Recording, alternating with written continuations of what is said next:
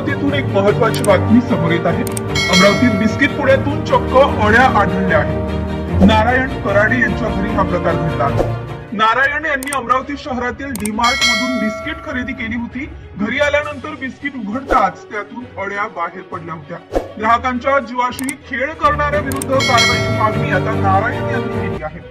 याच डीमार्ट मधून दररोज हजारोंच्या संख्येने ग्राहक हे किराणा साहित्य खरेदी करत असतात।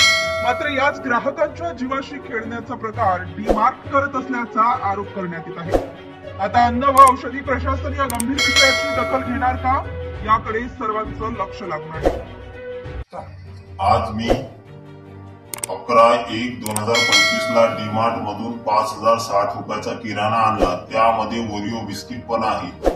त्याच्यासोबत मी बिल पण दाखवत आहे।